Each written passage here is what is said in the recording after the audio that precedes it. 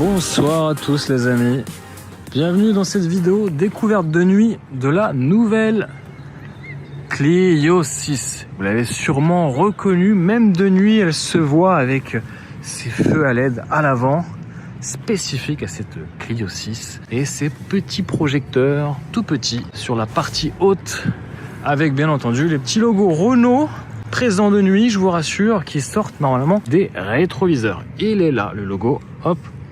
Voilà. Et à l'arrière, petite signature aussi lumineuse. Elle va s'éteindre dans quelques instants. Pas de grosses animations comme on pourrait voir sur une Classe A ou même sur un Renault Rafale. Voilà, on est sur des petits feux. Finition esprit alpine. Motorisation, ça vous allez voir dans un autre essai dédié à cette Clio 6. E-Tech 160 chevaux, moteur 4 cylindres 1,8 litre, hybridé. Et à l'arrière, est-ce qu'on a...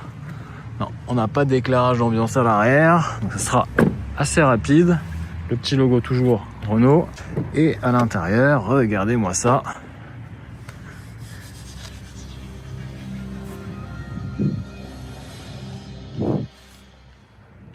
Bon, on est bien accueillis quand même dans cette Renault. Vous allez voir que cette Clio de 6e génération met tout le paquet dans la technologie. On va faire un tout petit tour à bord. On va bien sûr faire ensemble les tours des fonctionnalités, des animations à l'intérieur, voir si cette Clio 6 vaut le détour par rapport à la Clio 5. Et on fera un petit point autonomie, parce que je viens juste de faire le plein d'essence 100.95 E10 sur cette motorisation hybride. Et vous allez voir que les consommations sont quand même assez proches d'un diesel. Alors, je vous le rappelle, comme d'habitude, vous êtes habitués sur mes petites vidéos de nuit. C'est une vidéo découverte de nuit pour voir un petit peu s'il y a des détails à mettre en valeur ou pas sur cette Clio 6. On reste sur une Clio, on va pas la comparer à une Mercedes, ni à une Audi, ni à une BMW.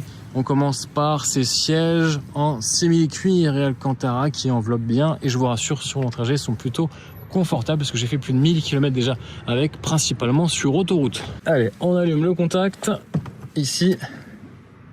Voilà. Alors bien sûr, il y a toujours des petites alertes qui vous accueillent. Alors, ça semble un peu léger quand même en termes d'éclairage d'ambiance. On reste sur une Clio, on va allumer tout ça là-haut. Je vais activer le grand angle. On va baisser la radio qui est juste ici avec le petit bouton satellite qu'on a l'habitude d'avoir sur les Renault. Ça, il n'y a pas trop de changement. Le gros changement, même de nuit, c'est ici. On a l'impression d'être dans une Renault 5 ou une R4. C'est assez valorisant. Alors, je vais allumer une deuxième lumière parce qu'on n'y voit pas vraiment très clair. On a cette partie ici en faux aluminium titane. Alors, de nuit, on le voit pas, mais on a des petits reflets de lumière qui se mettent dessus. Donc, du coup, on a une autre ambiance par rapport à une finition techno. Ici, pareil, on a une autre ambiance. Alors, on a de l'Alcantara, tout simplement. Et là, la lumière se diffuse de manière assez élégante. Sur les contreportes, voilà, un vulgaire morceau de plastique rétro-éclairé avec des linéaires à l'intérieur.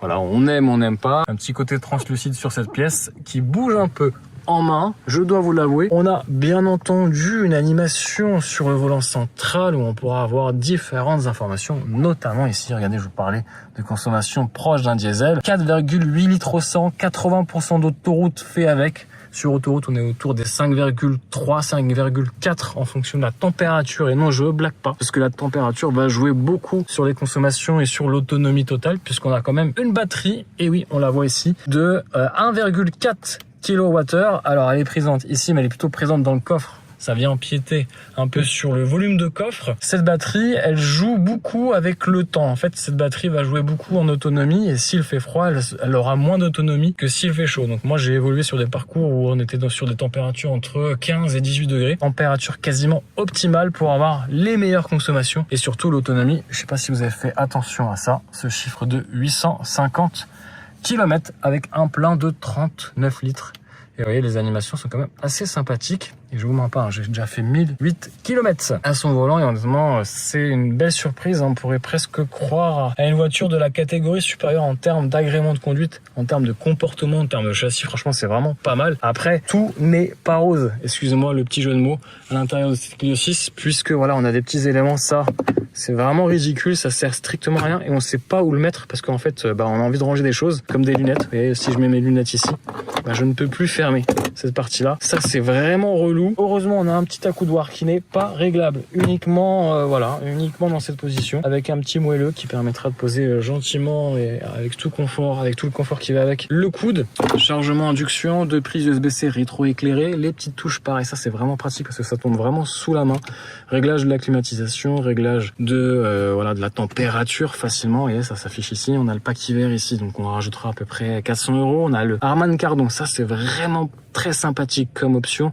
Vous êtes beaucoup à me demander. Le Harman Kardon, en vrai, il vaut le détour parce que vous allez quand même pouvoir, alors vous avez déjà des modes prédéfinis, mais vous avez un caisson de basse à l'arrière dans le coffre, et surtout vous avez une qualité ou un spectre auditif qui est quand même assez intéressant par rapport à la sono de base. Vous allez pouvoir régler les aigus, les médiums, le grave, et le caisson de basse, vous pouvez le désactiver ou pas.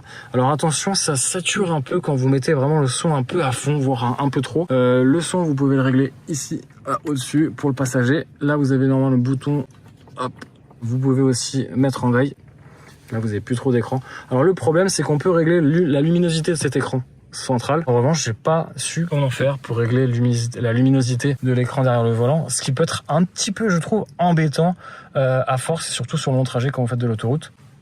On a quand même des feux, hop, qui éclaire très bien la route. Alors, je crois pas qu'on soit sur du Matrix LED, hein, je ne crois pas. On est sur du full LED, c'est déjà très bien. Puis là, vous avez la petite animation, le petit bouton en bas, vous êtes habitué pour régler les modes de conduite, Eco, Sport, Smart. Smart, ça va être le mode intelligent, et le mode confort, c'est celui sur lequel vous pourrez aussi compter rouler tous les jours avec. Alors, je rallume l'écran, c'est ici. Vous avez, voilà, des petites options sympathiques. Vous avez, pareil, regardez, 3,5 litres au 100 sur les 22 derniers kilomètres. C'est-à-dire que franchement, on est proche d'un diesel. Alors, à voir comment c'est aussi fiable qu'un diesel, ça, l'avenir nous le dira avec ce moteur 1,8 litre 4 cylindres atmosphérique qui développe à lui tout seul 109 chevaux, à rajouter à peu près 80 chevaux sur le moteur électrique. On est autour des 160 €. Ne me dites pas comment le calcul est fait. Je n'en sais rien, mais je sais que ça fait 160 chevaux et 210 Nm de couple, je crois. Boîte à Crabo. Il n'y a pas de boîte d'ailleurs, je vous la montre, mais on n'a pas du tout la main sur la boîte. Là, on a la main ici sur le sélecteur de conduite. On pourra mettre la caméra. Si vous avez le pack parking, vous avez la caméra 360, s'il vous plaît. Et alors, on n'est pas sur la même config, on est sur une configuration blanche avec des jantes techno. Ça, c'est dommage. On parle de premium, pas forcément, parce que premium, on vous aurait mis la bonne couleur avec la bonne configuration. Là, on est sur une Clio standard, pas bas de gamme, mais voilà, vous avez plusieurs caméras. Vous avez 4 caméras au total, une à l'avant, pardon. Donc une à l'arrière qui normalement ne se fera pas voler, et une sur les côtés, donc chaque rétroviseur, et une sur la plaque avant, normalement. Ouais, je crois. Je suis pas sûr. Oui, si, il y en a une dans la calandre. Pack hiver avec siège chauffant avant, conducteur et passager, le volant chauffant, voilà. Qu'est-ce que je peux vous montrer d'autre qui peut être intéressant? Hop, comment on revient en arrière? Ça c'est une bonne question. Alors, hop, il faut que je mette le P, et normalement ça se désactive. Voilà, tout simplement. Donc là on a les consommations, on a des petites applications, Apple CarPlay, Android Auto, Play Store, etc., etc. Mais le plus intéressant, c'est aussi peut-être de régler votre lumière d'ambiance préférée avec une intensité lumineuse. Vous voyez, quand je coupe, j'ai pas la luminosité de l'écran qui se coupe. Ça, c'est un tout petit peu dommage, je trouve. Vous pouvez régler sur chaque mode de conduite une couleur qui est associée. Vous pouvez mettre du violet si vous aimez le violet, vous pouvez mettre du orange si vous aimez le orange, et la lumière d'ambiance, vous l'avez compris, ne sera que présente à l'avant. Et ça, c'est bien ou pas bien, dommage pour les enfants à l'arrière qui risquent un petit peu de s'ennuyer avec des trajets de nuit un peu moins colorés. Qu'est-ce qu'on peut faire? On peut aussi changer les modes de conduite ici, sur cet écran qui est vraiment très facile, très réactif, très intuitif. On a la batterie qui est planquée ici sous le châssis. On a aussi l'échappement qui est planqué aussi autour de cet endroit vers l'arrière, comme un classe G. Qu'est-ce qu'on a? Avertisseur sonore. Alors ça, il y a un moment donné, ça commence à être un petit peu énervant, ce petit avertisseur sonore de piéton. On peut pas régler malheureusement le volume. Et c'est vrai que dans les souterrains, on vous entend vite arriver. Donc Jean-Michel Jarre, neutre. Je vous recommande pas forcément expressif parce que franchement ce son il est désagréable. Donc je laisse Jean-Michel Jarre, finalement ça fait une petite mélodie assez sympathique. Mais on nous entend à l'arrêt, enfin quasiment à l'arrêt. Alerte de conduite, aide à la conduite. Alors là vous avez tout. Vous avez tout, sécurité, conduite semi-autonome. Ça c'est super pratique sur autoroute. Vous allez voir mon essai, ça c'est vraiment top. Ici vous avez aussi la petite mention EV, c'est forcément l'indicateur de recharge de batterie. Vous allez voir que au volant, et ça vous le verrez dans mon essai, je vous invite vraiment à voir mon essai. Vous allez voir comment est utilisé utiliser cette batterie permet finalement d'avoir des autonomies d'avoir une autonomie proche des 850 km. Là, on est vraiment au max et des consos autour des 3,5 voire 4 voire 5 litres en fonction de votre utilisation au quotidien et en fonction de la température. Voilà tout. Allez, c'est parti. Alors, je sais pas si peut-être écouter le son.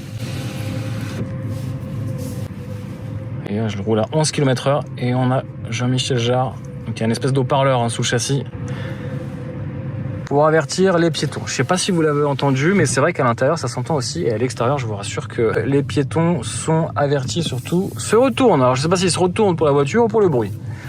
Bon, le clignotant. C'est toujours un petit détail sur une Renault, mais le clignotant, vous pouvez régler l'intensité sonore du clignotant. Un petit détail ou pas. Là, je roule en silence et en électrique. Regardez le schéma. Et ça, vous pouvez parfois rouler en électrique avec la petite batterie d'1,4 kWh. Je ne vais pas arrêter de le répéter, mais elle est magique cette petite batterie parce que du coup, c'est pas une hybride rechargeable, c'est une hybride non rechargeable, pas de prise extérieure, et c'est juste le moteur qui va venir alimenter l'alimentation de la batterie, si je le dis bien, donc comme un espèce de générateur, et aussi au lâcher de pédale, puisque je suis en mode break. Vous avez deux modes de conduite, le mode drive normal, où là je suis quasiment en roue libre, et hop, j'appuie sur, je sélectionne plutôt le mode break, et là, au lâcher de pédale, comme un one pédale, sauf que je m'arrête pas à l'arrêt avec ça, vous avez la possibilité de recharger. Oh, une Renault 5, il y en a partout, elle se vend comme des petits pains cette voiture, et je l'adore, elle est toute mignonne. Alors là, je sais pas si vous entendiez, le moteur 4 cylindres, le demi V8 se réveille, et on sait pas ce qu'il fait, mais ouais, il est un petit peu bruyant. Parfois il se réveille comme ça tout seul, je sais pas pourquoi. Là je vais remettre les consommations pour que vous voyez un peu tout ça. 4,8 litres au 100 quand même.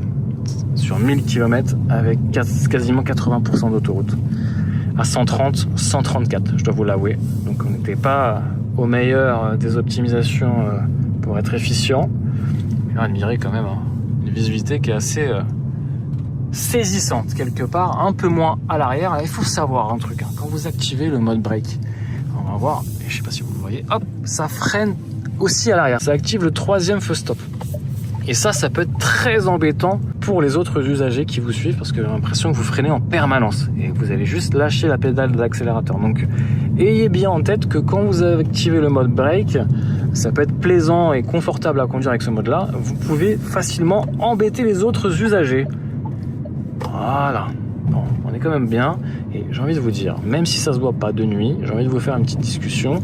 Et ben, les jantes 18 pouces, c'est pas si inconfortable que ça. Et ça, c'est drôlement intéressant puisqu'on se dit qu'une Clio avec des pneumatiques, je vais activer le mode safety perso parce que ça devient chiant, ces alertes de vitesse et de vigilance, surtout lorsqu'on filme. Et ben, je reviens sur ces jantes de 18 pouces. Elles sont pas forcément nuisibles au confort.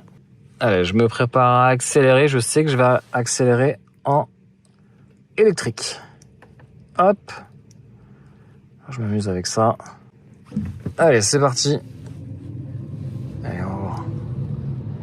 Allez, je fais plusieurs centaines de mètres en électrique, donc sans consommer une goutte de carburant, en confort. Et on va voir. Ah, ça y est. Moi, j'ai le moteur qui se réveille là. Hop, on freine. Ça passe à l'orange au rouge. Ouh, c'est pas bien, monsieur. Et là, ce qui est cool, c'est qu'à chaque fois que je freine ou je lâche l'accélérateur, je recharge les batteries. Donc, à ce petit jeu, charge-décharge, et ben, je baisse les consommations et j'augmente l'autonomie. Allez, on repart, toujours. Alors, je sens qu'il y a un diesel à côté parce que je l'entends. Ouais, petite insonorisation quand même sur ces Clio, pas à la hauteur d'une classe S. Et heureusement, on n'est pas sur le même prix. Alors, justement, le prix, je vous en parle ou pas? Ouais, parce que vous étiez nombreux à réagir. Elle vaut 32 000 € cette configuration. Alors de nuit, vous n'allez pas y voir très clair. Je vais quand même vous incruster quelques vidéos de jour pour voir qu'elle est quand même pas mal cette Clio 6. Surtout dans cette configuration et ce coloris bleu Iron, facturé 850 €. Harman Kardon, le système Harman Kardon audio, facturé 650 €. Le pack hiver, 400 €. Le pack parking pour avoir la caméra 360, si je ne dis pas de bêtises, c'est 600 €, un truc comme ça. J'oubliais le système audio Harman Kardon, c'est 9 haut-parleurs quand même, avec un subwoofer à l'arrière. Bah, tout ça, ces petites options, malgré le fait qu'on n'ait pas en option disponible au catalogue le toit ouvrant au panoramique, on l'a pas, ça c'est malheureux, dommage. Et ben en full option, on est à peu près 32 000 €. Et il y a 32 000 € les amis, vous allez me dire, oui mais je peux m'acheter une Golf 8 d'occasion, une Mercedes d'occasion, et je ne vois que ça dans les commentaires. Alors, je sais que c'est une somme, 32 000 €, je sais que tout le monde ne pourra pas mettre 32 000 € ou même 30 000 € dans une Clio. Sachez que c'est quand même la Clio la plus haute motorisation et full option. On peut pas mettre plus d'options que ça. Donc 32 000 €, c'est un prix, oui, pour une Clio. Et oui, on pourra trouver des alternatives, j'ai envie de vous dire, d'une catégorie supérieure sur le marché de l'occasion. Oui, c'est vrai.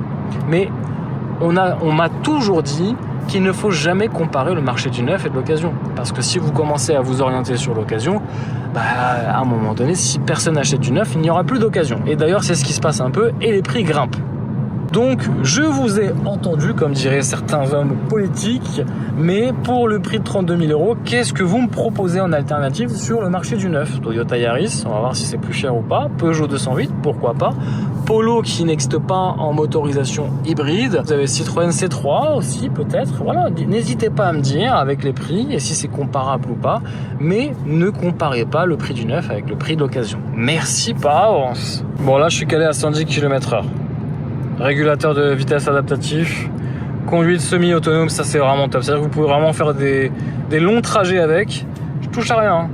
La voiture, elle gère toute seule et ça c'est cool. On aurait plutôt habitué à ce genre de technologie sur les catégories supérieures. Bah, écoutez, là la Clio, là c'est vraiment top. La conduite semi-autonome, honnêtement, il n'y a pas l'effet ping-pong avec, donc ça c'est cool aussi. Et on va essayer de déboîter pour doubler ce camion qui m'envoie plein de poustillons de merde sur le pare-brise. Voilà, c'est bon. Et c'est vrai que on peut noter quand même quelques petits bruits d'air autour des 100-110 km/h, surtout autour des rétros et surtout quand il pleut. Là, ça devient pas catastrophique, mais un peu gênant. Et à 130 km/h, je dois vous avouer, on l'entend le scooter, hein, vous avez vu. Alors l'insonorisation, c'est digne d'une Clio, attention. Hein. Et c'est vrai que en termes d'insonorisation à 130 km/h, elle fait pas de miracle cette Clio. Alors, avant de vous laisser, on va quand même regarder s'il y a un éclairage avec une miroir de courtoisie. Pour le conducteur, c'est validé. Et pour le passager, c'est aussi validé avec la lumière. Hop, la petite poignée, je sais pas si vous la voyez. Bon, bref, c'est pas forcément de nuit que je vais vous montrer ce genre de détails. Tout ça pour vous dire, les amis, qu'il est temps de vous laisser. J'espère que vous avez apprécié cette petite découverte de nuit. Ça fait peur, on dit. C'est vrai que c'est pas le top la nuit. Vous avez compris que c'était pas un essai détaillé, mais plutôt une petite découverte de nuit, voir un petit peu si Renault avait joué le jeu, un petit peu des attentions colorées, des technologies embarquées. Voilà, l'idée c'était aussi de passer un petit moment avec vous de nuit. J'espère que vous avez apprécié cette vidéo. Si c'est le cas, bien sûr, qu'est-ce que vous faites? Le petit pouce. Voilà, le petit pouce ou le gros pouce avec le boost là. Et puis, si vous n'êtes pas encore abonné à la chaîne Blocker Station, je vous invite, avant de dormir, de vous abonner, d'activer la cloche de notification. Je vous dis à très vite pour de nouvelles aventures en vidéo, de jour comme de nuit. Attention, ciao ciao les amis. Je suis le courant, y a tout qui défile.